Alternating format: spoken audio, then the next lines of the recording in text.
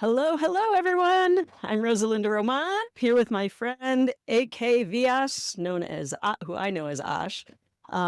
We are two indie authors who like to share our journey, our author journey, here on our show, which we do weekly live, called Friends and Authors Live. So, hello, Aash. How are you? How are you? I'm This is an I'm a exciting little show. under the weather. It's what? It's an exciting show. Well, I guess I'm maybe a little nervous because we've decided we're going to turn the tables and let Ash do the interviewing. I have a book launch in 1 week, and it's the final book, book 5 of my mystery thriller series. The book is called Mortal Treason, and it wraps up this whole series that I've been working on for more than 25 years. So we thought maybe it would be fun to talk book launches and maybe have you ask me some questions about the whole process of not just the journey, but also about the books and whatnot.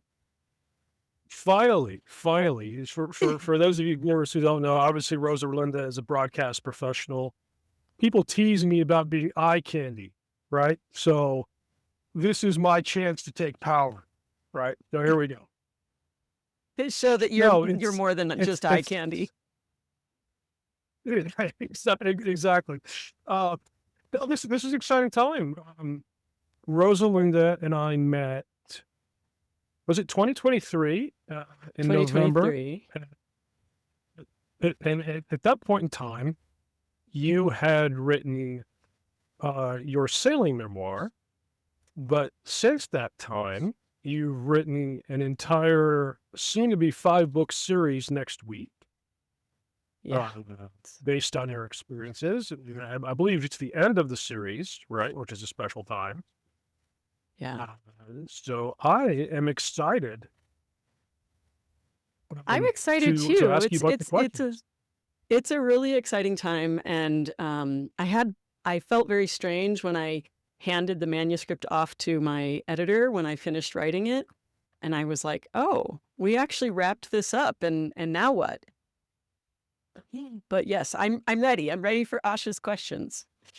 Yeah, well, first of all, I just want to say that as your friend and someone who's watched you this entire time, it's amazing to see how far you've come. You went from just starting to a big mystery series. So I'm excited, and happy to be your friend. So Thank you. Well, and you've been my mentor too, not just my friend, because a lot of what I learned about going from what it was, which was, and I'll backtrack a minute, I wrote the first book, Death Wounds, which is this one. That's the first one in the series, Death Wounds. I wrote that as a screenplay 25 years ago when I was a reporter in Phoenix at the Fox station in Phoenix. And then it sat in a box. And it wasn't until I went to 20 books to 50K, the conference in Vegas, and met you and Adina and Steve and so many other wonderful authors, Craig, who made me realize it didn't have to be this precious thing that you hide and hoard and put in a box and then never touch as like your creative work, and instead it was a business, and really taking it seriously in that way, I learned from all of you. So I have to thank you because I wouldn't be here. I might be interviewing you and the other authors, but to be an author myself and a multi-published author, a lot of that came from seeing other people who are actually doing it. So yay, that's how I did it. there's definitely something to be said for that.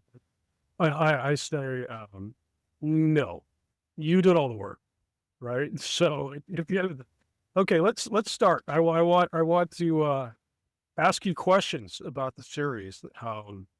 Okay. The Okay, first I'm question. game. Okay, first question. Your background was as a broadcaster and an anchor for years. Your main character's name is Catalina Cruz. How much of Catalina is you? And were there any instances or places where you deliberately created space between yourself and her? It's a good question. Well, I mean, she's definitely based on my early years as a reporter. She just got her first job in Valdosta, Georgia, out of college at the University of Florida. All of that was based on my experience. The first big story she covered was the local sheriff stockpiling military surplus property for a private militia. That was a story that I came on the tail end, so I didn't really cover the main story, but that was a real story that happened in Valdosta when I was first starting there. A lot of the angsty, stressful moments, especially in the first book when she, stands there in front of the camera and looks like a deer in the headlights and can't even remember her own name practically because, you don't know that feeling of stepping out onto this public stage for the first time. All of that was very based on my real experience.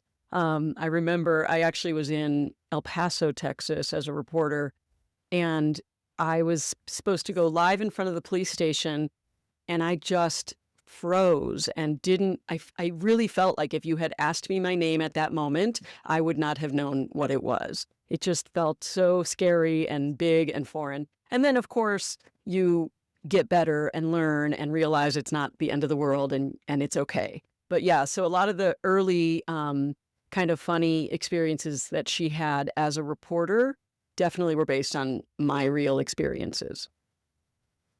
Okay. That makes sense. That makes sense. The next question I have is when I watch the news, and I don't really watch the nightly news that much anymore, Nor it do I. seems to me it seems to me that a lot of the stories are negative, bad things happening, fires, things like that. Over the course of your broadcast career, what was the most inspirational or beautiful story that you covered? Hmm.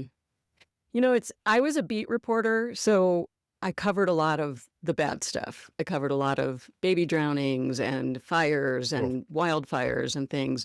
But I think that the best stories, unfortunately, a lot of times came out of heartbreak and tragedy. You find the best in humanity from some of those trying times. I was a reporter when I was a reporter in Valdosta, and then later I was a reporter in a bureau in Polk County, in the Polk County Bureau in Florida, and I covered hurricanes that had, and tornadoes that hit communities, and then to watch the people come together to help each other. To me, that was the best part of the job, which is kind of bizarre to say. As far as one single story, I remember one story about a little boy named Joey. He had a wish, and you'll appreciate this being a Dallas Cowboys fan. Um, I was working here in Albuquerque as the morning weekend anchor and 3-day-a-week reporter. Well, Joey had to make a wish. He had cancer, terminal, and his one wish was to go to a Dallas Cowboys game. And the community here in New Mexico rallied and raised money to make that happen for him. And I was allowed to go with him because I had been following his story from the beginning. And we went to Dallas. He got to meet the Dallas Cowboy cheerleaders, be right there on the field. And it was and his whole family was there with him. And what an amazing coming together, a way to not only support the little boy, but also the whole family that had been through so much with his cancer and everything he had been through. So yeah, that was one that stayed with me forever. I think it was about a year later that he passed.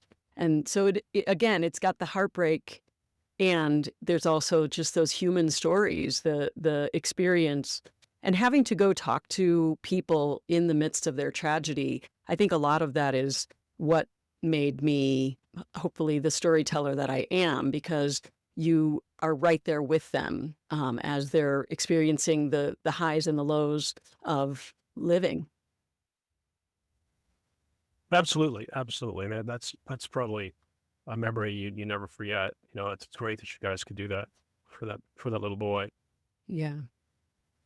So the question I have is, how do you think Cat has evolved across the spectrum of the 5 books in the series, and did that somehow mirror your development over time? I think so. So Catalina starts out like wet behind the ears, brand new, green, nervous, on the air.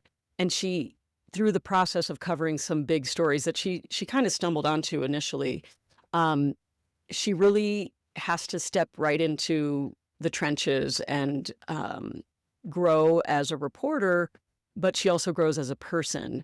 And it's kind of interesting for me because she makes her way. She starts out in Valdosta, Georgia, but then she gets promoted.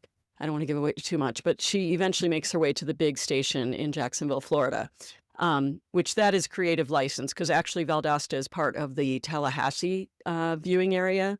So I instead made it where it's a bureau of Jacksonville, Florida TV station. And the reason for that is because there's she lives on a boat, which, my family and I have lived on boats. And so there's this whole section in the third book, which is Lethal Bonds, where she ends up in the Bahamas and living on a boat with her German Shepherd. And all of that needed to go from Jacksonville. So I couldn't exactly do it from Tallahassee.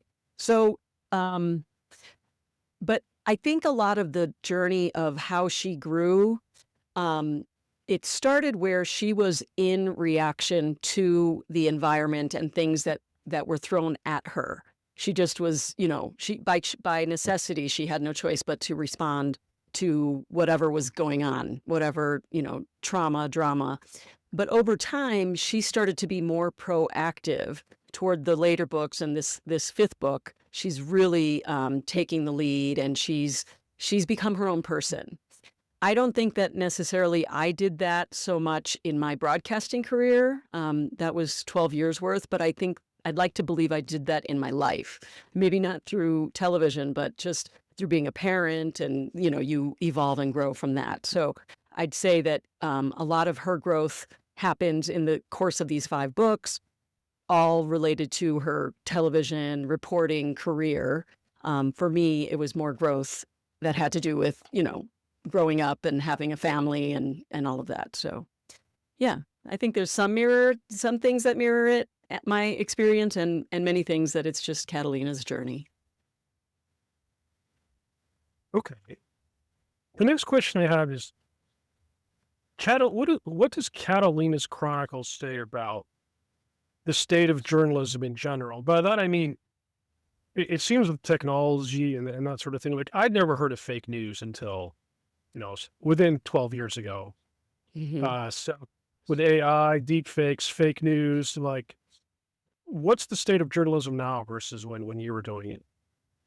Well, I actually am more hopeful, which is, I know, surprises a lot of people, but I'm actually more hopeful now than when I left the mainstream media. I left because I was the main anchor in Monterey, California.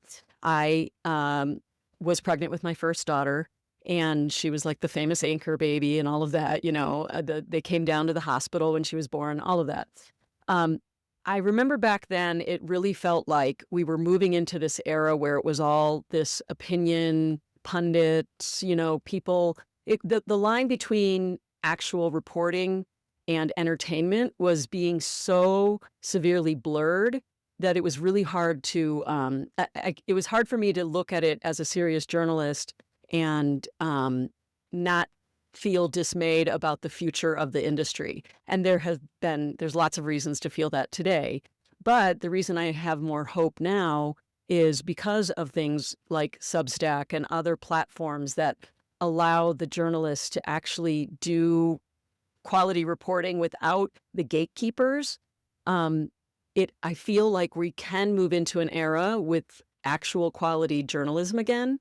I'm finding some really amazing creators that I'm following, and I'm seeing a lot of my old colleagues actually starting their own, essentially their own shows where they're using their broadcast journalist experience and applying it to whatever area of passion that they have, whatever that might be. And therefore you find your audience, and it's kind of like as an author, same thought. There's so many books out there, but you find your audience and they find your way of writing to be, to fit them. That's kind of how I feel about journalism. Will the mainstream I think they'll always be there, of course, because they've got the sponsors and the money and, all of that. But I love watching the little guys really digging in there and giving quality reporting directly to the people. I just think that is inspiring and amazing. Okay. So now let's shift more onto the book. So your protagonist, Catalina Cruz, is a reporter. If she was to interview you, what do you think she would ask? Hmm. That's interesting.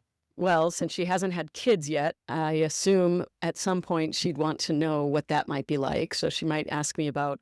She lives on a boat throughout this series and many times throughout the series, and she might ask me what was it like to live on a boat but with 3 kids and a German Shepherd. So she might interview me a little bit about that experience because she wouldn't have had that experience.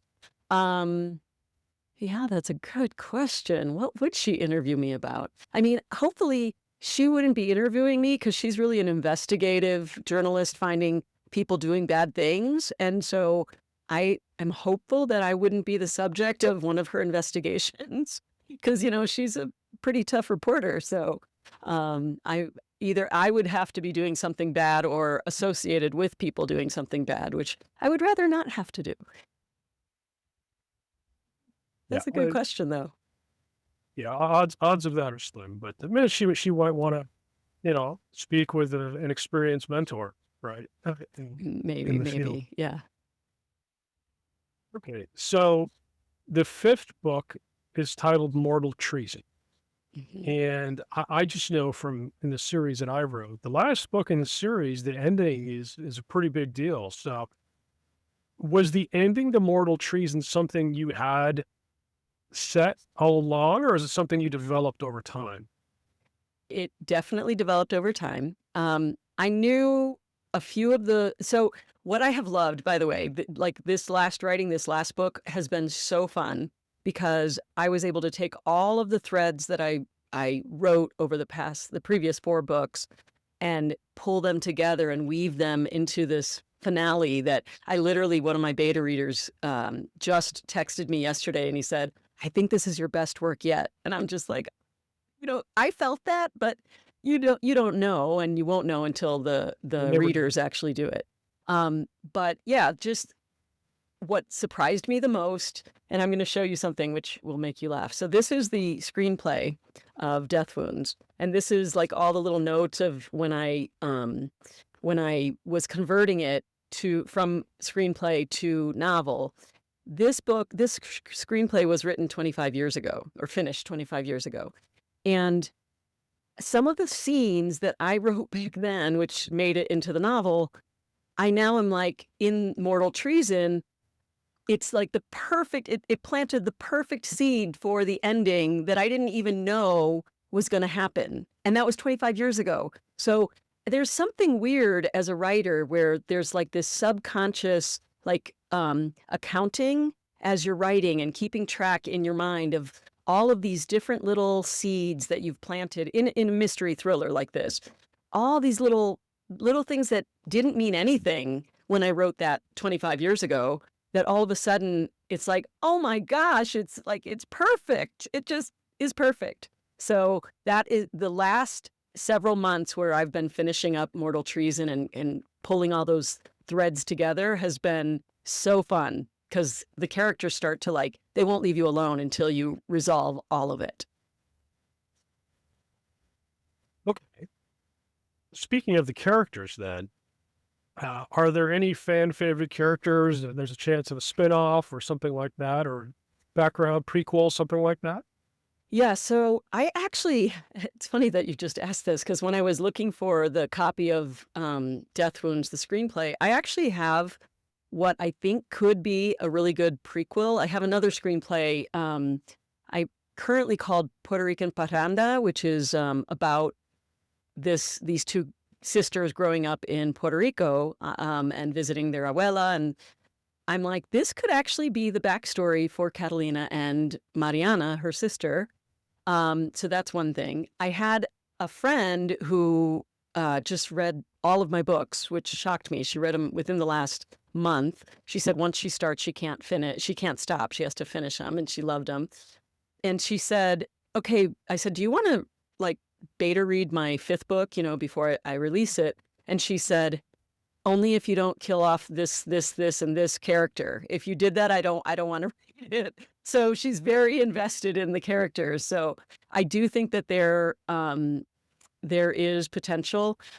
Already, I will say that the next series, so we are wrapping up Catalina's Chronicles, but Catalina, Mariana, and some of the other main characters are going to continue into the next series. So I don't want to give too much away, though. Yeah, it's, looking back, I remember a conversation we had where I think you had to kill off your first character. And I think you're like the emotional strain you were going through. And I remember talking to you about it, because I might kill off too many characters, but, it's part of the business, right? Oh, So, that was so hard. I was reaching out to you and our author friend group, and I was like, I don't think I can do it. I don't know if I did not want to kill off this one character, but it was what the script called for. You get to a point when you're writing, you realize, oh, I actually have to do this. And that's just like heartbreaking, but I had to. And once my daughter read the book, she was like, how could you? Like, she was not pleased that I killed off that one character. So I will say in Mortal Treason, there might be a little bit more of that. okay. Yeah, a little teaser there. Okay, so this is the last book for Catalina Cruz. So what's the hardest part about saying goodbye to Catalina Cruz? Well, we're not going to say goodbye to her all the way, but Catalina Cruz, as it relates to dealing with the happenings that are going on in Valdosta and the initial story that with the sheriff and everything that started this whole journey, that we are saying goodbye to. I personally, I needed to wrap it up because I felt like it ran its course. But I've already written probably 40% of the next book, the next series, and Catalina is still the main character. So technically I could have just made it a continuation of this series, but I felt like that storyline was complete. And I wanted it to, I know also from my daughter's perspective, she's like, I can't stand to start a series until I know the last book in the series is out. Otherwise, she's worried it's just going to drag on forever, and she hates that. And I feel that way too. I like that sense of completion. Yeah, so I actually am in the middle of writing the next, kind of a bonus chapter, if you will, or a bonus story for people after they read Mortal Treason, to hopefully they'll read the bonus free story and decide, yeah, let me stick with Rosa Linda and get on her newsletter, email list, or whatever, so that when the next series comes, I can let them know, hey, the next series is coming out. Which I know you do that. That I've learned that from you and so many other authors, that they've invested in this world and they know the characters, and so I don't want to drop the ball, and I would like to, continue the conversation. Okay. But you can't leave us hanging. Can you tell us a little more about the new series? I'm glad Catalina's not gone. Yeah. How? So the new series it moves into and there are a lot of seeds planted in this series for the next series, and that is, it starts to look at how do I say it? It starts to tackle some of the issues surrounding China. Catalina's sister is all about made in America, and she's just she has a community of people that are really adamant about that they only buy things that are made in America, very, very deliberately rejecting things that are made in China. Well, that whole thing is going to play into the next series. It will be related to relationships and business and governmental things to do with China. And yeah, I have a lot of research to do, a lot of learning. I'm excited though, because Whereas Catalina Cruz, I knew her as a character, and because she was based on me, I feel like this next series is going to be kind of a leap, and for me to have to grow as a writer, to really get into the minds of characters that I don't know. And so one of the things I want to make sure to do is represent properly, you know, talk to people and do my research to learn about maybe different kinds of people that I have not had a lot of experience with. So, yeah, I'm excited, a little nervous, but that's how we stretch ourselves as writers and creators. Well, no, that's a logical progression because the United States and China are going to have the relationship that these two countries have is probably going to determine a lot of what the future is like, given the size of the economies and stuff. So it makes sense that cats, branching out to more of a geopolitical stage.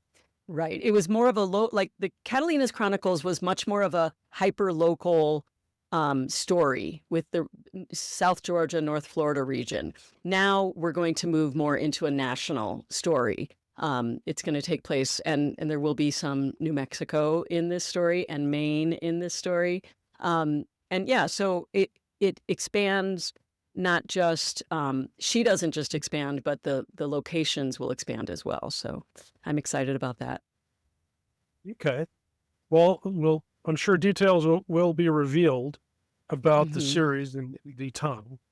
Yeah, and I should say that my next project isn't actually any of that. I'm moving into the summer, right? And in the summer, I really, my mind goes to the ocean. I'm going to be landlocked for a while because my son wants to do high school here in New Mexico. Um, but I actually am looking at working on potentially either a prequel or a sequel or both for my sailing memoir, because that naturally the summer naturally lends itself to that kind of work for me. Whereas the more intense mystery thriller work, that's for me, that's when my kid's in school and I can hunker down and really focus. Over the summer, I like to be fully present with my family. And so I do a lot more of my journaling and writing about some of our sailing adventures and travel adventures in general. So I'm going to work on that first. But I will continue to update. I'm actually contemplating, and I don't know if I'm going to do it or not, but maybe putting out some novellas or smaller, shorter stories for the Catalina series, so that I still have the fiction work going, but I can dabble again in some of the memoir work that I enjoy as well. Okay. You mentioned family. So you've worn a lot of hats, broadcaster, anchor, mother, writer. How do you? I I have my process trying to balance work and family and writing. How do you do it?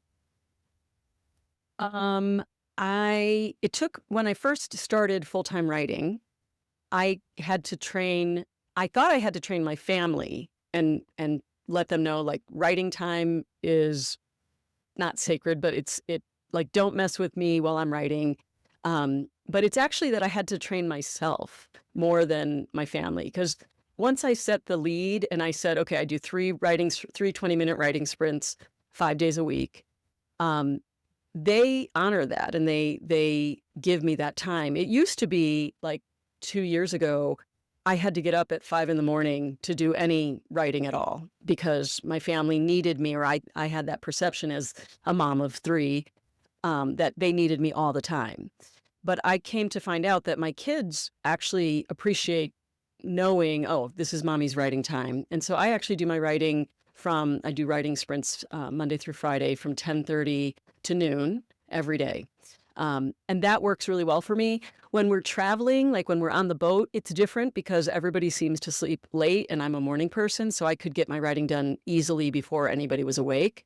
But I just make sure that both things are a priority. I am a Libra, so there's like that balance. So for me, if one is out of whack, I feel out of whack. I feel completely off balance. So I like to have my quiet time to do my writing, and I like to have time to fully engage with everybody. And then I'm a better mom when I'm actually fully present with them. They know mommy's here, she's, fully present. And when I close the door, literally or figuratively, and I work on my writing, they understand that that's a separate time. And maybe that's when they ask daddy for something and not mommy. Yeah. That makes sense.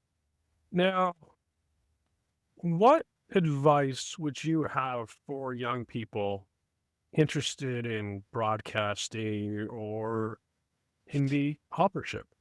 Hmm.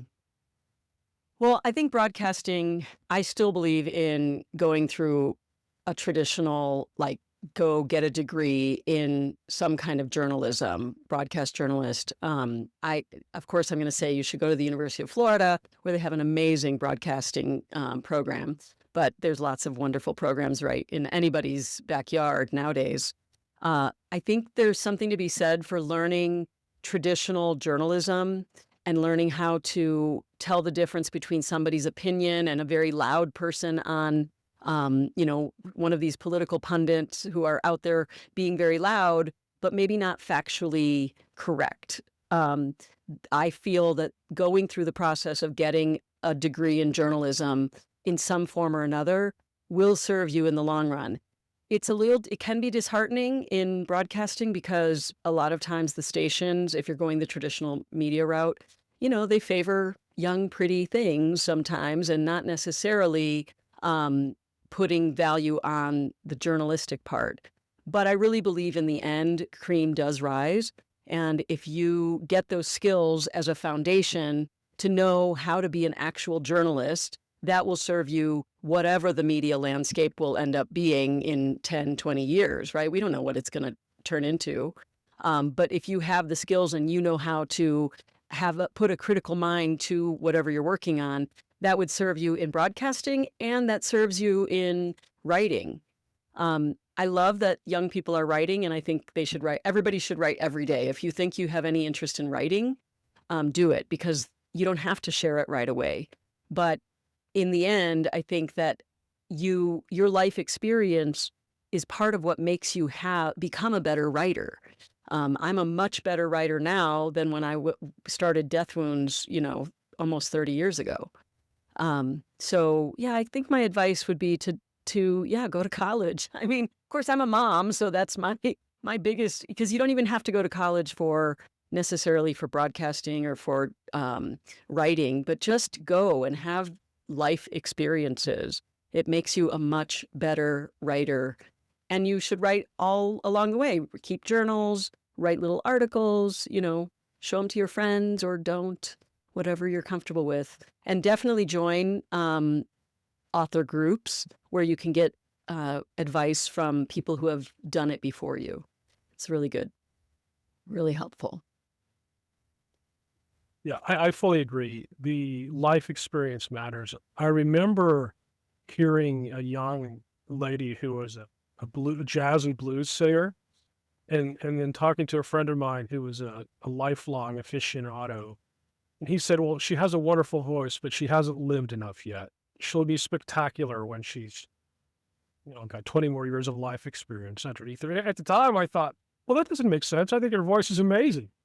But having gone through decades of stuff like everyone has, now it makes more sense to me that it builds better art. Yeah, and you just have layers. It really helps you, like Shrek in that movie. Ogres have layers like an onion. Well, so do writers and so do journalists. You get more layers from life. And so I love that it doesn't matter what age you are. There are some writers who don't ever have to, you don't have to be older, you just write. So I don't want to say, oh, you have to be old, not at all. But just be a student of humanity. Make sure to look at the things you observe. That's all fodder for your stories later. I write so much of my experience, so many of my experiences make their way into my books. And I think it makes there's more depth there and it makes them richer. And it's part of why your readers will keep coming back. And that's when you know you're a writer, when you're hanging out with your friends and they say, don't put them. Right. Yes. If I find that in your book, I'm not going to be very happy with you. That's Yeah. hilarious. Good point. Good point. All right. I think, did you have anything else you wanted to ask, or we good? No, you answered all my questions. Thank you for doing that. I really, I'm excited. The book launch is starting a week from now. And that's, again, book 5 of the mystery thriller series. But I definitely recommend people start with book 1, which is Death Wounds. And yeah, we have more exciting episodes of Friends and Authors Live coming up next week. Have a really great interview set up for next week, and lots more coming. So I hope people keep tuning in. Absolutely. No, I'm excited for all of it. All right. Thanks, Aash, and thank you all for watching. Let us know that you watched. Put a note in the comments and join us again next Tuesday for more interesting Friends and Authors Live. All right. Bye, everyone. Bye.